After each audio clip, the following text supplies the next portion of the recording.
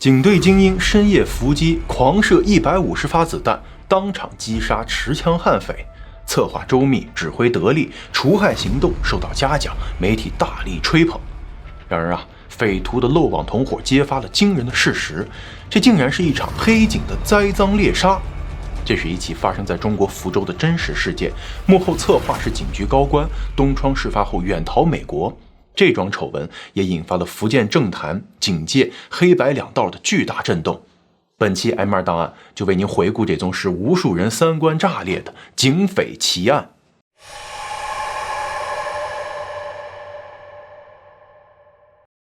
2001年2月20日，福州东北郊的静安区岳峰派出所里，气氛莫名的燥热。晚上8点多，啪的一声枪响，打破了黑夜的沉寂。枪声是从枪械室传出的。静安公安分局重案1中队岳峰刑警中队的20多名警员正在这领枪。一位警员领到枪械的时候不小心捣鼓走火了，大家都吓了一跳。如果从上帝视角来看警方今晚的目标此时正在福州的三田卡拉 OK 店里头唱歌 happy 呢。他叫卞礼忠，32岁，职业是水果商人，同时也是道上人士，人称卞哥，经常给人平事儿。卡拉 OK 的老板亲自作陪，卞哥觉得挺有面子，再加上女儿刚刚出生7天，这位新晋奶爸的心情不错。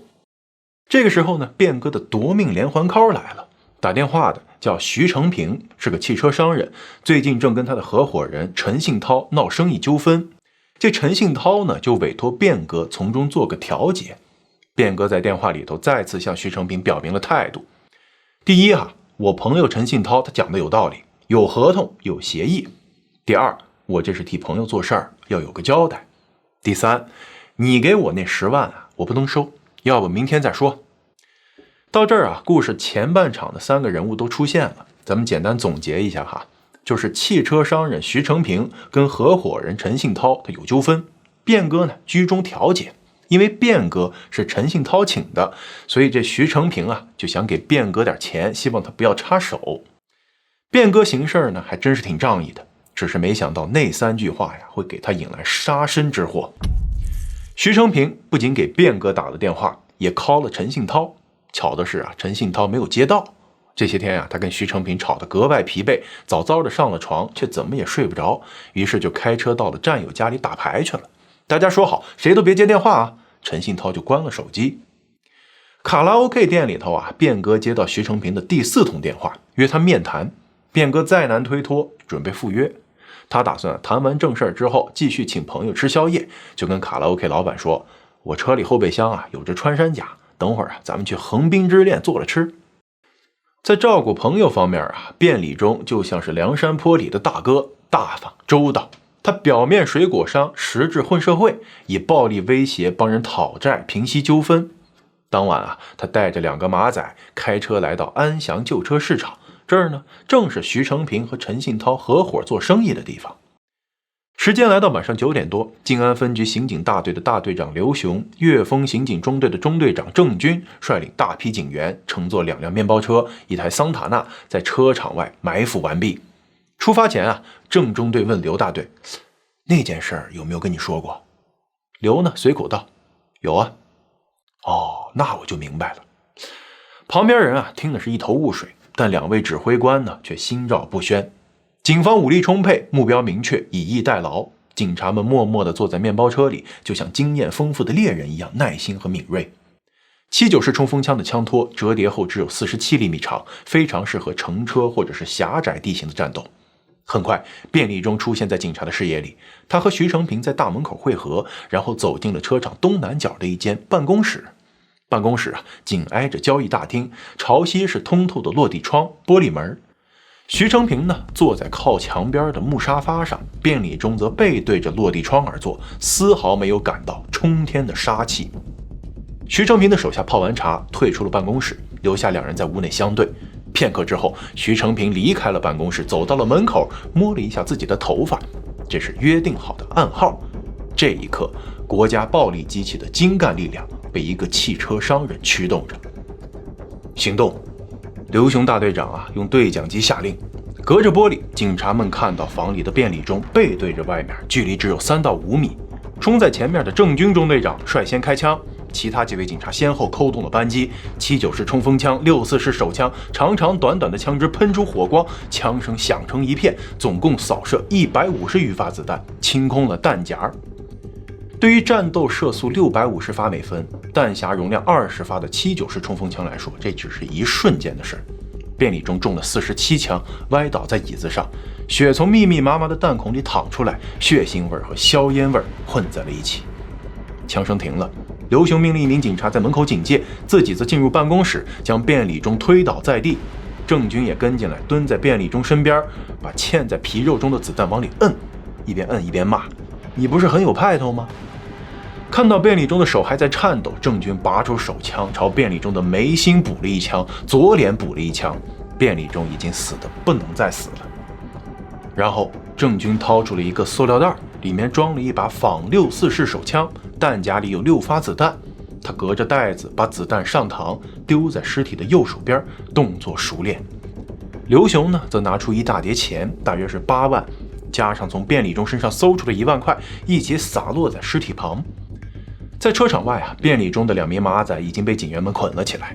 这是一场教科书式的行动。负责现场指挥的刘雄，时任静安分局刑警大队大队长，在警界声名显赫，是福州公安的一面旗帜，多次获得福州市10佳警察、全国优秀民警的称号。整个伏击准备充分，指挥顺畅，毫不拖泥带水。如果被击毙的便利中真的罪有应得，那就完美了。行动过后啊，福州当地的报纸销量大增，持枪劫匪被警方击毙的报道渲染了刑警和歹徒枪战的场面，还配发了一幅便利中尸体的照片。某家报纸的压图标题令人心惊肉跳：持枪抢劫，毙了活该。在随后的宣传攻势中啊，福州晚报的报道最为详细，描述了所谓围歼劫匪的过程。2月20日晚，商人徐成平向静安分局刑警大队值班室报案呼救，说自己遭到3名持枪歹徒的勒索。侦查员通过调查得知，这个持枪敲诈勒索团伙啊，是以便利中为首的2劳释放人员，都持有军用制式枪支。晚上7时，2组刑警根据专家指挥部的要求，进入交易市场内外的4辆小车预伏守候。当晚10点，便利中持枪闯进徐成平的办公室，威逼其拿出50万元现金。徐成平借口去找保险柜的钥匙，突然飞奔出去求救。刘大队长迅速指挥刑警采取行动，在警察表明身份并命令匪徒投降的情况下，歹徒便利中举起手中的枪对准公安民警，在千钧一发之际，随着一声枪响，负隅顽抗的劫匪应声倒下，一命呜呼。但是啊，这篇报道里存在一个巨大的 bug， 就是便利中被击毙的那个地儿不是一个办公室吗？它是属于一个叫林密的人，根本就不是徐成平的办公室。市场里啊，压根就没有徐成平的办公室。而另一边啊，打牌打了一个通宵的陈信涛，因为关机躲过了徐成平的夺命连环 call。他在前往车场的路上，刚打开手机就收到一个惊天的消息：便利中被打死了，车场里的车呀也全都没有了。陈信涛瞬间呆住，等他回过神来，马上调转车头。他现在的身份已经是持枪敲诈抢劫案的同伙，是通缉犯。车场里那31辆小轿车被公安拖走了，那是他的身家，可是他哪儿还顾得上这些呀？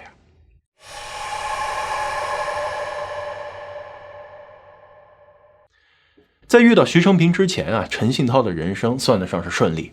1962年，他出生在福州的一户穷苦人家，是兄妹7人中的老六。1979年高考落榜之后呢，赶上部队在城市里大规模征兵，他参军入伍，驻守在福建的一个小海岛。因为表现好，陈信涛1年之后当了班长，又得到了去南昌陆军学院深造的机会。毕业后啊，他先是在平南县武装部工作了2年，然后担任宁德军分区军务动员参谋，后调回福州军区，在教导大队当教官。1997年，已经是营级干部的陈信涛主动转业，他想早些进入社会，在年富力强的时候做出一番事业。作为转业干部，陈信涛被安排到了福建汽车集团，这是一家事业单位。可是福建人崇尚自主创业，认为做老板才算是成功。陈信涛对行业有了一定了解之后呢，就瞄准了旧车交易。转业当年，他就辞职下海，靠着10几万的安置费和亲友的资助，在福州市化工路开办了全市第1家二手车交易市场——福气旧车交易市场。说是交易市场啊，其实不是个中介，而是收购旧车，翻修之后呢再卖出去。陈信涛第1年就赚了100万。2000年8月，福州城市扩张，处于城乡结合部的福气市场啊面临着拆迁。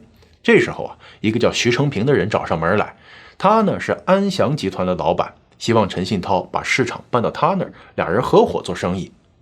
在福州啊，汽车租赁、修理、年检和运输这方面呢，安祥集团当时几乎形成了垄断。但是陈信涛觉得自己有福州最大的二手车市场这么一个金字招牌，我搬到哪儿，那市场就在哪儿啊，没必要跟谁合作。于是啊，就在原来市场附近的五里亭立交桥租了一块地，重新开张。但是啊，他忽略了一件事儿，就是这个位置啊，挨着徐成平的老家凤满村。徐家在村里是有钱有势，与村干部的关系非同寻常，村里很多工程都是徐家包揽的。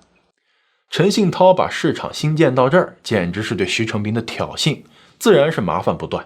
起初啊，公安以陈信涛没有旧车经营许可证为由，罚款7万元。陈信涛到处找人说情，罚了1万。税务局也找上门来，拿走了公司的账本。又过了几天，当地的流氓地痞把沙土石块倒在了市场大门正中间。徐成平手下的打手也经常来市场骚扰，问陈信涛要开汽车还是开轮椅。这么一番折腾下来啊，陈信涛被搞得焦头烂额，最后啊不得不妥协，放弃了花了10几万建成的五里亭市场，搬到了徐成平的地盘，并签订了联营协议书，投资建设交易市场，共同经营二手车买卖。可是啊，这份协议里有着很多诡异的规定，比如说在场地建设的资金投入上，徐成平承担30%，陈信涛承担70%，但是到了利润分成的时候呢，却掉了个个，徐成平占70%，陈信涛占30%。还有啊，在旧车买卖的资金运用上，每收购一辆车，徐成平出资30%，陈信涛出70%，纯利润则55分成。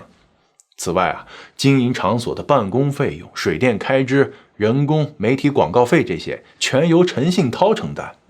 而且啊，这份不平等协议的墨水还没干呢，生意还没做几单呢，徐成平就向陈信涛要100多万元的工程款。陈信涛啊，在部队里搞过基建，觉得这个要价大约高出了1倍，忍无可忍之下，要求解约，由合营改为租赁场地。徐成平却还在继续进逼，他要把在市场内搞车辆过户业务的陈信华赶走。这陈信华呢，是陈信涛的哥哥，这门生意就是依托弟弟的市场，每个月的收入有个1、2万，他自然不甘心轻易丢掉了呀。于是啊，就找到了卞礼忠，希望能够摆平纠纷。1968年出生的卞礼忠，卞哥读到小学4年级便辍学了，16岁就有了第一份案底。他在电影院和别人打架，被送进看守所拘留。在看守所啊，他斗殴伤人，被判了5年。1993年参与一场群殴，出了人命。25岁的卞哥再一次入狱，被判了9年。2001年，他还在假释期。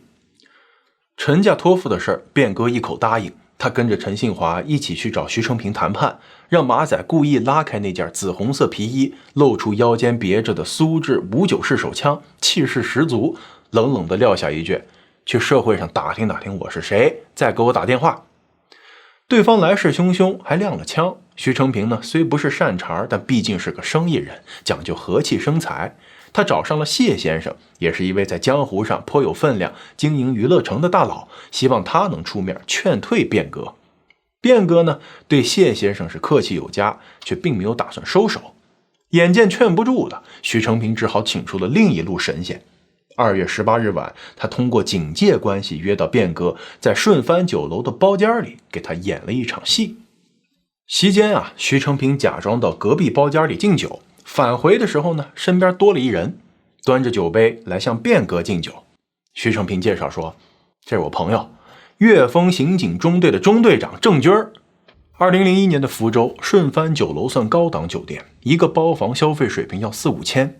当晚啊，徐成平买单的显然不止一个包房。他向卞礼忠秀肌肉，市局王局在隔壁包房里和郑军吃饭呢，要不要去敬一杯？他是我哥。即便是这样一场重量级的饭局，却还是没能吓退卞哥。随后的几次谈判都是以争吵开始，以争吵结束。徐成平希望朋友帮忙转交10万元的茶水费，让卞哥不再插手。但就像咱们开头描述的，卞哥拒绝了这份心意，他更在乎的是江湖地位，是摆平纠纷的口碑，而不是好处费。为难之际啊，徐成平接到了一个电话，让这场较量发生了大逆转。徐成平告诉好友谢先生，老大说了，这件事情还是公家出面来做。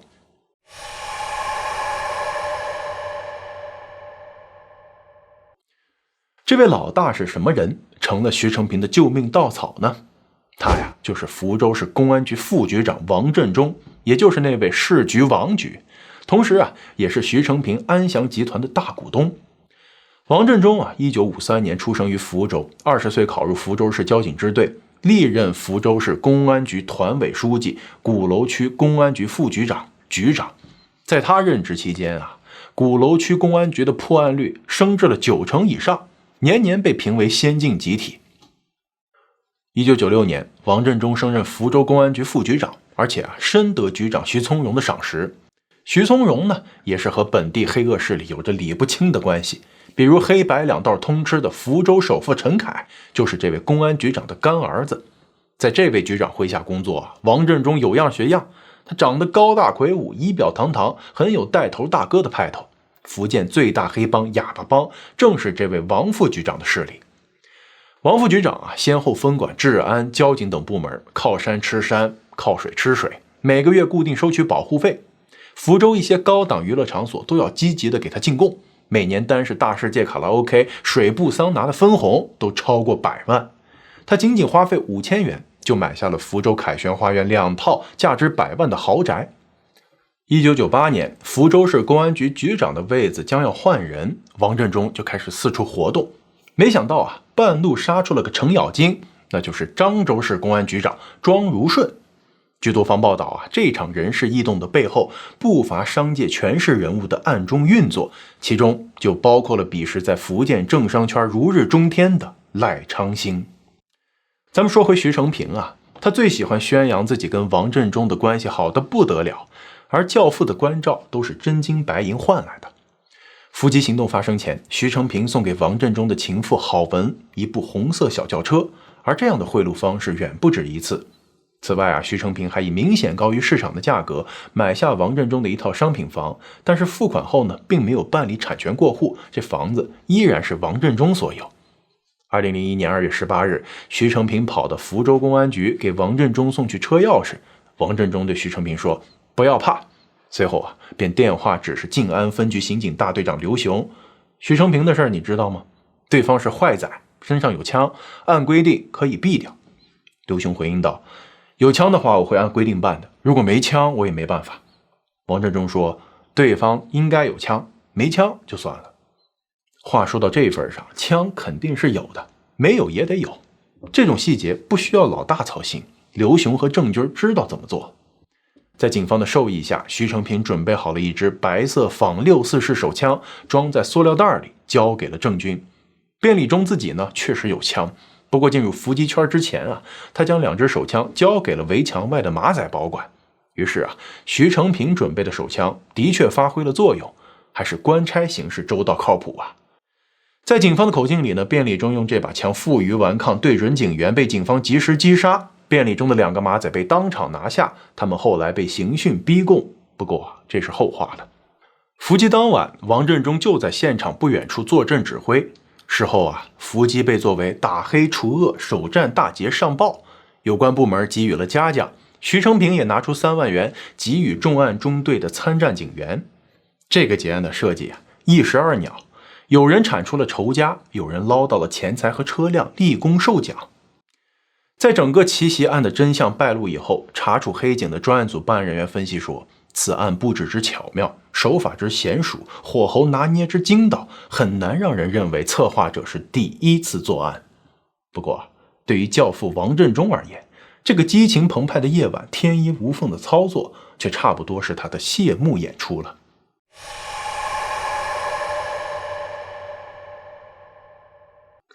2002年，在中纪委的督导下，福州市对哑巴帮展开了扫荡。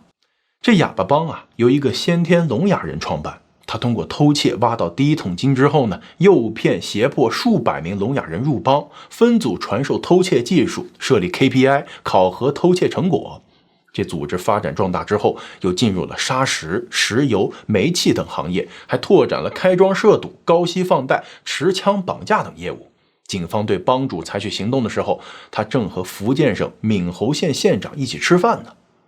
当然了，哑巴帮真正的保护伞不是区区一个县长就能撑起来的。被扫黑风暴吹倒的有福州市纪检委书记、市政法委书记等大员，也有警界教父王振中。2002年5月22日上午，王振中接受了省纪委的一次问询，他知道这身警服穿到头了，于是带上备用手机，当天下午便和情人郝文登上了去香港的航班。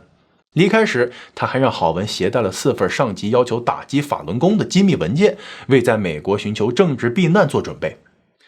福建省纪委发现王振中失踪后，立即上报中纪委，公安部很快发出通缉令，可惜为时已晚。2个月后，有人在美国见到王振中在赌场潇洒。3个月后，王振中在纽约成功申请到了政治庇护，理由是他拒绝执行镇压法轮功的指令，遭到了当局迫害。王振中呢是中国外逃的高级别警官，办案人员从他家中搜出近3000万人民币。据说他在2003年还帮助老上级近70岁的福州公安局原局长徐从容出逃到美国。伏击案发生后，成为便利中同伙的陈信涛躲进了福州军区。他通过原部队的领导联系了静安公安分局，在得到分局领导保证不刑讯逼供、保证不制造冤假错案的承诺后，由昔日部队的老首长和战友们陪同到静安分局说明情况并报案，他的汽车和物品被洗劫一空。但是陈信涛很快就发现自己还是太天真了。当天下午，他就被带到鼓山派出所留置室，那是一间12平方米的小房间，里面关了18个人。陈信涛在这儿待了48小时，作为便利中持枪敲诈抢劫团伙的后台老板，遭受轮番审讯。刘询亲自出马，指着陈信涛的鼻子说：“你知道徐成平是什么人吗？他是我们静安分局的重点保护对象。”不久陈信涛被移送到福州市第1看守所，警方人员掏出逮捕证和刑事拘留证，要陈信涛签字。悲愤的陈信涛在逮捕证上写下了这样一句话：“我堂堂正正，何来敲诈勒索？苍天一定有眼。”不过老天这时候似乎是打了个盹儿。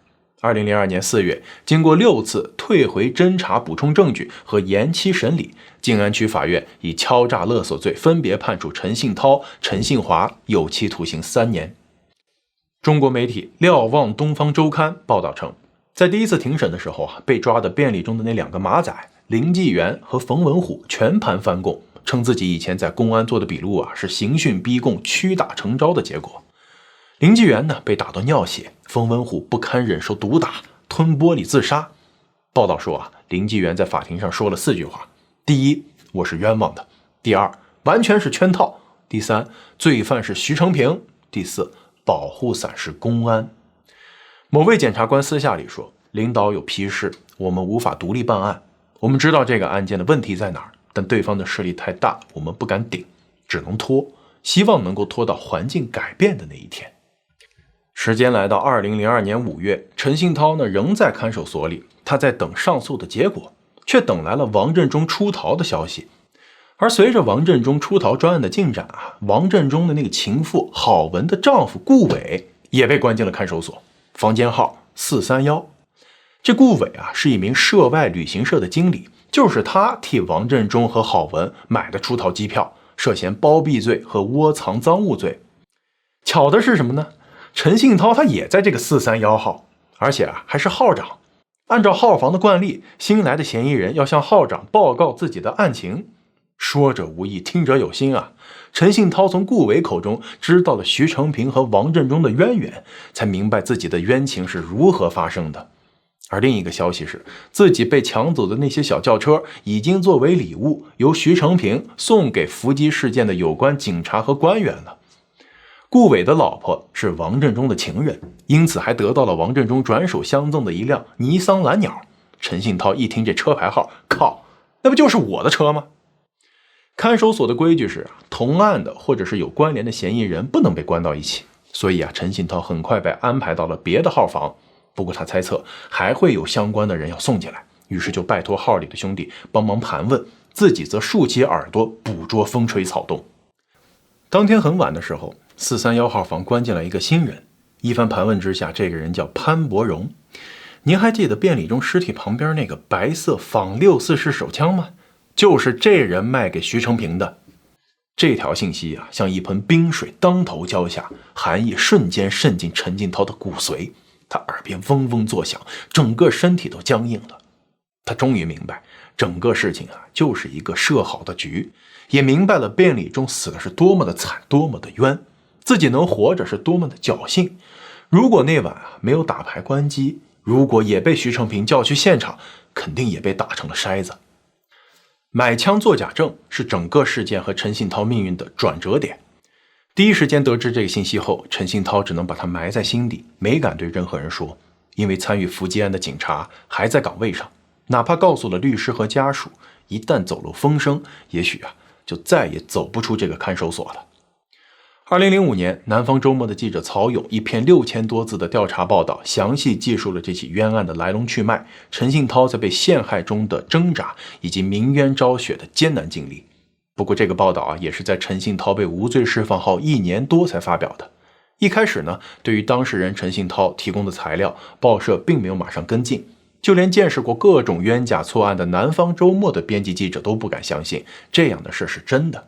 直到他们拿到了2份非常重要的材料，一份呢是法院对陈信涛的无罪判决，另一份是福州公安局的起诉意见书，上面认定的事实是新到任的公安局长直接指挥突破的。陈信涛还在被羁押的时候，看守所外面案情的重大转折也在发生。福建省公安厅副厅长牛继刚被任命为福州市委常委、政法委书记、公安局长。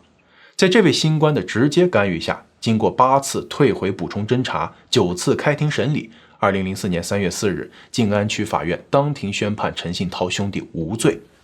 已经做了1072天冤狱的陈信涛百感交集，在意见栏写下几个大字：迟到的公正。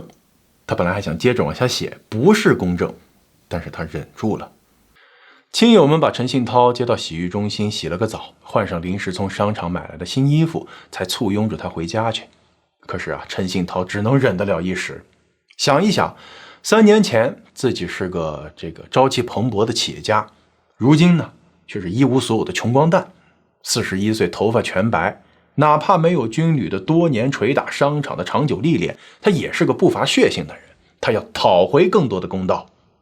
于是第2天，陈信涛就开始了上访申诉。他给时任公安部长周永康写了一封信，反映这起警黑勾结炮制假案、设伏枪杀平民的案件。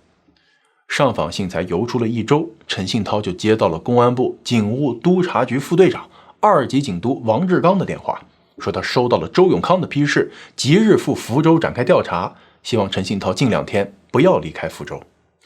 陈信涛拿着话筒嚎啕大哭，但激动过后已是惊弓之鸟的他就开始怀疑起来。这事情来得太容易，太突然了，莫非有诈？他和家人越分析越觉得蹊跷，到后来竟怀疑来人是杀手，一整夜都没睡着觉。他和王警督谨慎的联系，接连换了好几个见面的地点，这些地方呢地处闹市，人流量大，有安全感。每次他都和妻子坐在一个利于观察又方便逃跑的地方。看到对方不像坏人，他躲到了一个包间里，指派妻子前去试探，然后带着2名警官到包间与他会面。警官进入房间的一瞬间，陈信涛像弹簧一样从椅子上蹦起来，身体紧贴墙壁，双手护胸。这位解放军转业少校摆出了战场格斗的戒备姿态。2名警官呢笑了起来，调侃说：“你可真不仗义啊，让老婆来刺探大头阵，万一有事儿你逃了，你老婆就惨了呀。”陈信涛看了警官证，看了桌子上自己写的信，上面果真有周永康的批示，这才开始了漫长的讲述。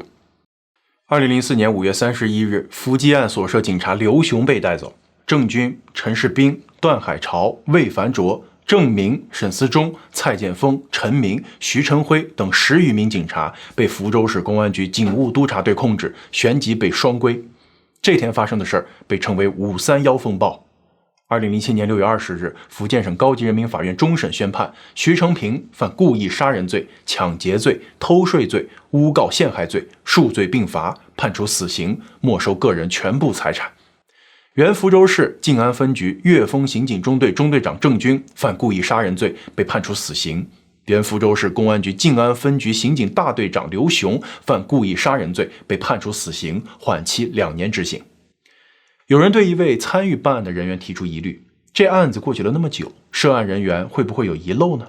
专案组的回答倒是简单明了，按照当年上报的立功警员名单，一个一个抓就是了。当初设计这个伏击局的时候，知情者都有着迷之自信，认为自己是办了一件铁案。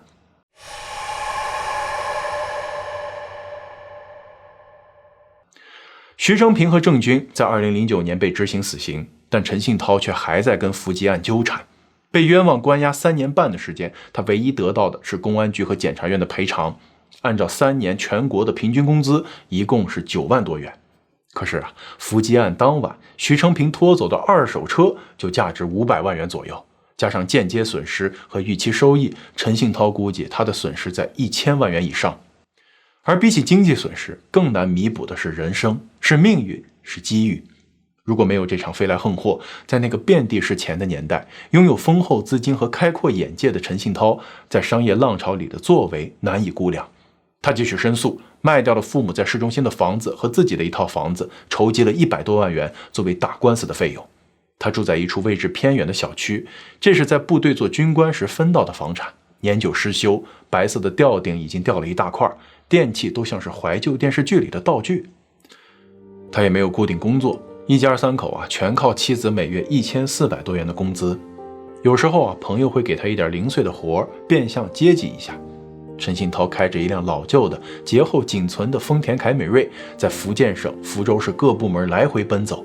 他的儿子从小学6年级到大学毕业，学业最关键的10年，就这样看着父亲奔波。2006年7月15日，陈信涛正式控告福州公安局民事侵权，索赔1300万元。但诉讼迟迟得不到法院的受理。2011年3月的一天，陈信涛在福州中院门口绝食，要求见院长并立案。晚上6点，院长终于见了他，他非常高兴，忘记了自己1天没吃饭。直到2015年8月16日，案发近14年之后，经过漫长的1审、2审、重审，福州市中院判决徐成平、王振中及福州市公安局静安分局赔偿陈信涛686万元。庭审中公安机关的代理人认为，陈信涛在该案中所受损失系警员的个人行为，并非其职务行为，要求驳回其对公安机关的诉求。一位法学家对此提出质疑：立功时是公安职务行为，干了坏事就是个人行为了。这份判决很大程度上只是起到安慰作用。作为赔偿主体的徐成平已经伏法，王振中也在2007年因癌症死亡。新华社对此做了报道。2002年逃到美国后王振中和郝文花费100多万美元在加州买了一幢别墅，还有一辆跑车，两人上酒楼、入赌场，呼朋引伴，潇洒快活。不过这样的招摇和高调惹来了麻烦。以前在福州被他敲诈过的黑道人物纷纷委托美国的福清帮追讨钱款，并威胁说不还钱就砍掉郝文和他的手脚。曾经风光无限、谈笑中取人性命的警队大佬，竟然要受这种威胁，真是天道轮回。为了保护郝文，王振中只好和他分居。半年后，郝文遇到一位华侨富翁，另结新欢。2005年下半年，郁郁寡欢的王振中被检查出了肝癌，郝文却没来看望他过一次。据中国官方媒体报道，2007年6月，在绝症中挣扎的王振中留下了一句话：一切都是报应。感谢收看 M2 档案，如果您觉得视频不错，别忘了点赞、订阅支持一下。咱们下期再见。